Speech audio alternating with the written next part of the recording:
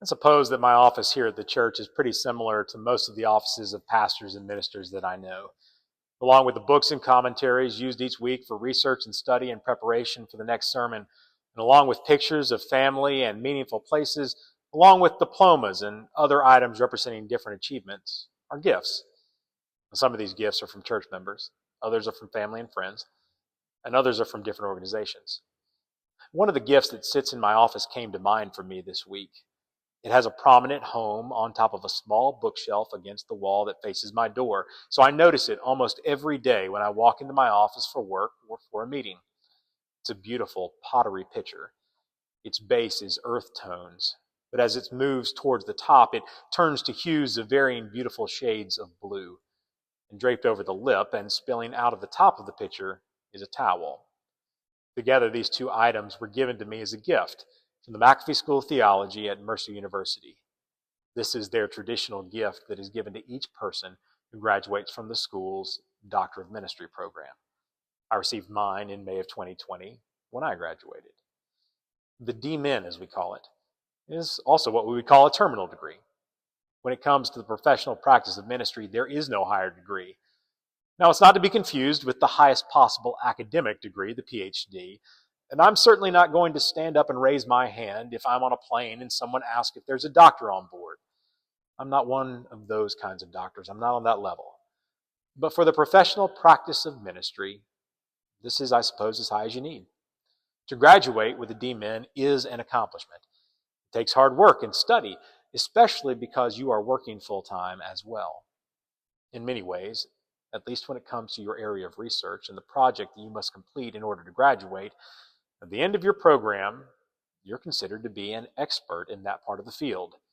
You have made a unique contribution, they say, to advance your area of study. People even start to call you doctor. They celebrate you. And it's easy to begin to let this sense of achievement, well, go straight to your head. Now, the best gifts are symbolic. They are full of meaning. And the gift I received from McAfee at graduation was no different. A pitcher and a towel given at a moment of great achievement are a way of saying, now don't let all of this go to your head. Remember your place. Remember your calling of your faith and your ministry. You may be called to stand in front of people, and they may even let you lead them. They may look at you even as an expert or an authority in something. But yours is not a position of honor and glory and recognition. It is a place of service. So it is for us all. These symbols, the pitcher and towel, call to mind the scene in the gospel narratives when Jesus gathers his disciples in the upper room on the night that he's betrayed. That's the night that he celebrates the Passover with them in a new way. He gives them symbols to celebrate and to remember his love for them. He gives them ways to understand and to interpret all that is about to happen as the next few days unfold before their very eyes. Now, if you remember the scene, you remember that when they are in the room that has been prepared for them, Jesus eventually gets up from his table and likely in this place in the seat of honor. He takes off his cloak, he strips down, he wraps a towel around his waist, and he kneels before them. Their leader, their teacher, the one in whom they were placing their faith as the long-awaited Messiah, kneels before them in a posture of a servant. He takes a pitcher of water and he pours it on their feet and began to wash them. Then he dries their feet with the towel that was around his waist. This was a gift. It was a gift of cleansing and identification. It bound them to him and to one another in a particular way. It was a gift given from a place of great humility and love. It's also another symbol of the love that he has for them and the love that they should have for each other and for the world. It was just one of the many ways that Jesus was trying to show his disciples where he was calling them to go and be in ministry. He was not calling them to a place of honor, glory, prominence, and recognition. He was not calling them to a place of special treatment and privilege, but to a place of humble service. All people of the Christian faith, all those who follow Jesus, are being called to places of service in the world. We are not called to pursue the same things as the rest of the world. The rest of the world is obsessed with the self and getting what I want or need, regardless of the needs and concerns of anyone else around me. The rest of the world is narcissistic, thinking it's all about taking care of number one. The rest of the world is all about self-promotion, self-adulation, and self-glorification. The rest of the world pursues power and lords it over people. The rest of the world pursues control to make others do what they want. But we follow Jesus, who gave everything, emptied himself of everything, put everyone else first in service to God's kingdom, and called his followers to do the same. The Gospel of Mark tells us that when Jesus was on the road to Jerusalem, two of his closest disciples, James and John, the Zebedee brothers, came up to him. They wanted to ask Jesus a question and make a request of him. "Teacher," they said, "we want you to do for us whatever we ask." Now at this point, James and John, along with Peter, have been given an inside look into Jesus that is deeper than all of the rest. They have seen and experienced things that the other 9 couldn't even imagine. They were there in the room when Jesus raised the daughter of Jairus from the dead. They had the chance to listen in on Jesus' personal prayers as he communed with God. They were on the mountaintop when the heavens were torn open, when Jesus was transfigured, and when the voice of God spoke to them. That was even a secret that they weren't supposed to share with anyone until after the resurrection. Well, if you had that kind of inside knowledge, it might seem only natural that you would have the opportunity, or at least try to jockey for position and favor in whatever kind of new world the one you were following was trying to create. Field generals get promoted when victory is declared. Assistant coaches become coordinators after their team wins a championship. Campaign staff are appointed to cabinet positions when the candidate that they work tirelessly for wins an election. It seems like a pretty natural thing to make a request of one that you're following and working for. You were there for them, but you still expect to get something out of it. This is natural, and we all do it. We are all, in some ways, you might say, daughters and sons of Zebedee. We know better than to make outlandish, insensitive requests at the wrong moment, I hope. But we all want the best seats that we can get at the table. We all want the best rooms in the house. We would all love to be upgraded to first class if it's available and we don't have to pay for it. It's just for being us. We all want a little extra special treatment if we can get it. We all want to cash in on whatever favor we might have been able to curry with the one we're following. "What is it that you want me to do for you?" Jesus asked them. Well, they say, "Grant us the seats of honor when you come into your glory, when your kingdom is finally established. Let one of us sit in the seat on the right side of your throne, and let the other sit on your left." Now, maybe they were asking for seats of honor, power, prestige, and authority, hoping to look down on the other disciples and everyone else because they felt superior to them. The way the other disciples start to argue with them when they find out about this request, well, that certainly seems to be the way that they took it. Maybe they were hoping that if they had some privilege that they enjoyed as they were journeying with Jesus, that somehow Jesus would be willing to solidify it for all times when he was enthroned in glory, because they were afraid of losing whatever they got a taste of. Maybe it was arrogance. Maybe it was insensitive. Maybe. You see, the verses that the Revised Common Lectionary leaves out between the last passage, when the rich man came to Jesus and was instructed to sell everything and to give it to the poor if he wanted to follow him, and the passage for today are crucial if we're going to understand just how off-base this request was. In those in-between verses, Jesus offers his third passion prediction told in Mark's Gospel. For a third time, Jesus tells the disciples that as the Messiah, he will have to die. And each time it is met with disbelief. The third statement is the most graphic of them all. Jesus told them that he would be handed over to the chief priests and the scribes. They would condemn him to death. They will hand him over to Gentiles. They will mock him and spit on him and flog him and kill him. And only after all of that, 3 days later, will he rise again. Donald Meichenbaum was at one time named one of American psychologist's 10 most influential psychotherapists. He tells of a time when his car was struck by lightning while he was driving it. And once he was safe at home, Meichenbaum began to share this ordeal with his teenage son. He was expecting at least some small degree of sympathy and understanding, but instead his son interrupted. "Dad, let's go buy a lottery ticket. They say that the chances of being hit by lightning are the chances of winning the lottery."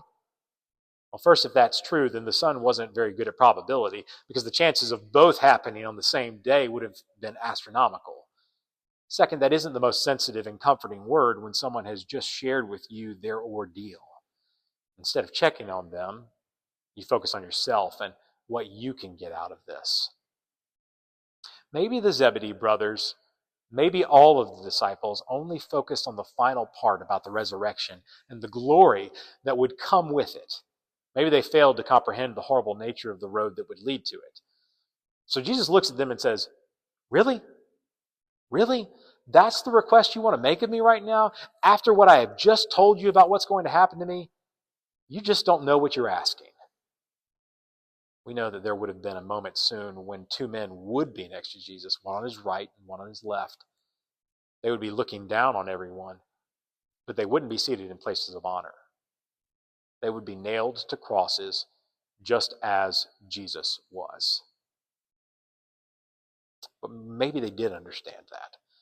Maybe it wasn't just arrogance or insensitivity. Maybe it was fear. That would have been understandable given what Jesus had just told them. Maybe they do understand what lies ahead, and being afraid, they were seeking to secure a more positive and hopeful future for themselves.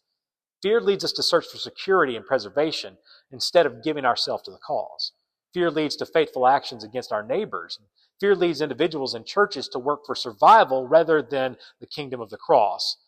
But Jesus tells us that we need not live in fear because this will all lead to resurrection, new life, and new creation.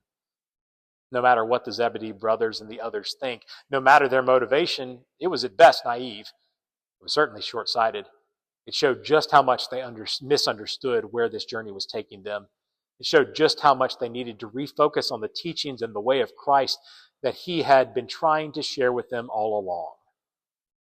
So this grab for position and power and privilege, he says, isn't going to work among you. That's how everyone else does things.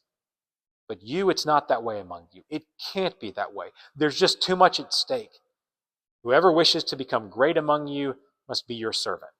And whoever wishes to be first among you must be slave of all. For the Son of Man came not to be served, but to serve, and to give his life as a ransom for many. Walter Wink calls this way of Jesus a resistance against the way of the world that he calls the domination system that runs our lives. That system is characterized by power exercised over others, by control of others, by ranking as a primary principle of a social organization, or by hierarchies of domination and subordinate, of winners and losers, of insiders and outsiders, honored and shamed. The way of the cross is how we counteract that domination system. It's how you flip the world on its head and recreate it. You don't dominate, you serve. You don't step on, you lift up. You don't conquer, at least not in the world standards. You die to self. Jesus seemed to recognize that perhaps one of the greatest issues facing people of his day, and perhaps one of the greatest issues that plagues all people of all ages, is overcoming our ego, our selfishness, our conceitedness, and our pride. We all desire to have honor and perhaps even to advance ourselves, and that may not all be bad until it becomes the driving force and central focus of our lives. We may desire to be around the most influential and most important people, but too often this all leads to a downward spiral of selfishness. We may eventually get the recognition we desire, or finally have connections with the right people, but at what cost? Who is either left out or left in our wake as we are trying to climb the ladder to the top? Jesus came teaching the way of God's kingdom, which is not about pride or honor or ambition or advancement or selfishness. It's about humility, sacrifice, and love shown to others. There's a story that says that during the American Revolution, a man in civilian clothes rose past a group of soldiers repairing a small defensive barrier. Their leader was shouting instructions, but making no attempt to help them. When he was asked why by the writer, he retorted with great dignity, "Sir, I am a corporal." And the stranger apologized and dismounted and proceeded to help the exhausted soldiers.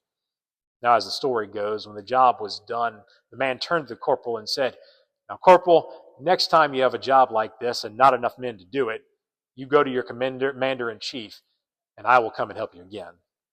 And with that, George Washington got back on his horse and rode off.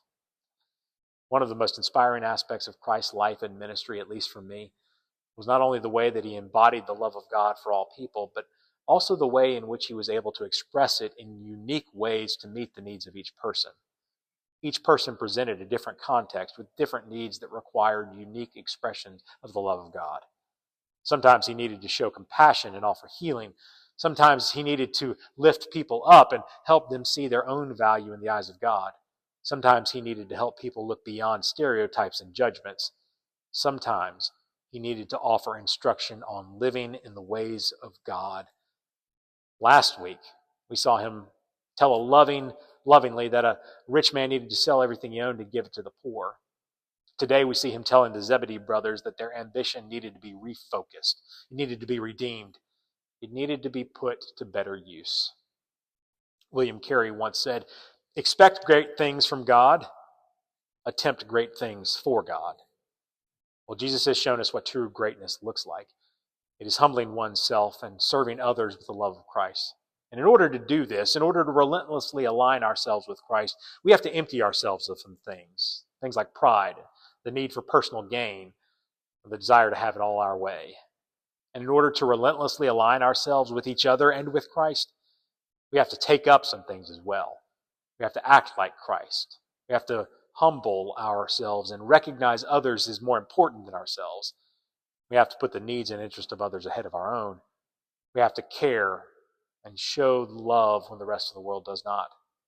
We need to allow Christ to lead us away from our own desires to the point where in every situation, the first thing we ask is, what does everyone else need out of this? In the prayer famously attributed to St. Francis of Assisi, where he prayed to be made an instrument of the Lord's peace, he also prayed, "O divine Master, grant that I may not so much seek to be consoled as to console, to be understood as to understand, to be loved as to love. For it is in giving that we receive, it is in pardoning that we are pardoned, and it is in dying that we are born to eternal life." Simply put, he prayed that he would be moved beyond himself, beyond his own wants and desires, even beyond his own needs, so that he could be used as an instrument to meet the needs of the rest of the world. And in that vocation, he would find true fulfillment. The great paradox of the kingdom of God is that it will lead us away from what seems so natural to find purpose and meaning and abundant life in the exact opposite of what we thought we needed to look for. The greatest in God's kingdom isn't there because of position or authority or power or achievement, but because she or she has humbled and become servant of all. So remember your place. Remember your calling. Refocus your efforts on living the way of Christ and advancing his kingdom. Serve those around you as Christ did, and do it for the sake of the gospel, for the sake of the world, and for your own sake as well. Amen.